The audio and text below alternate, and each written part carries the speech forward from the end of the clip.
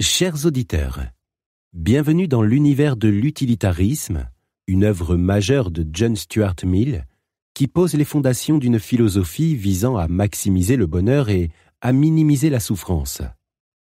Dans ce traité, Mill explore avec profondeur et clarté les principes de l'utilitarisme, une approche éthique qui évalue la moralité des actions en fonction de leurs conséquences. Ce voyage intellectuel est plus qu'une simple lecture. C'est une invitation à repenser la manière dont nous considérons les droits, les devoirs et les implications de nos choix quotidiens. Préparez-vous à être défié, inspiré et éventuellement transformé par la puissance de l'idée que le plus grand bien réside dans la recherche du bonheur partagé. Chapitre 1. Remarque générale.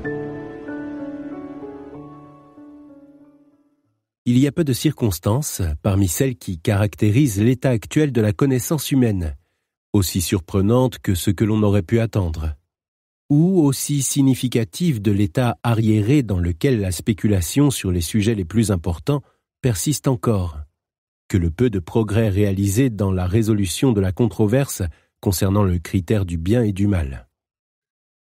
Depuis l'aube de la philosophie, la question du summum bonum, ou, ce qui revient au même, des fondements de la morale, a été considérée comme le problème principal de la pensée spéculative, occupant les esprits les plus brillants et les divisant en sectes et écoles qui se livrent à une lutte acharnée les unes contre les autres. Et après plus de 2000 ans, les mêmes discussions continuent, les philosophes restant alignés sur les mêmes bannières antagonistes, et ni les penseurs ni l'humanité en général ne semblent plus proches d'un consensus sur le sujet que lorsque le jeune Socrate écoutait le vieux Protagoras et affirmait, si le dialogue de Platon repose sur une conversation réelle, la théorie de l'utilitarisme contre la moralité populaire du soi-disant sophiste.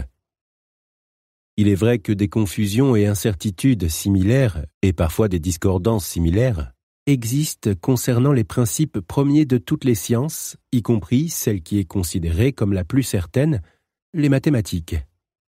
Cela sans nuire beaucoup, voire pas du tout, à la fiabilité des conclusions de ces sciences. Cela semble une anomalie apparente, dont l'explication est que les doctrines détaillées d'une science ne sont généralement pas déduites de, ni ne dépendent pour leur preuve de, ce que l'on appelle ses principes premiers.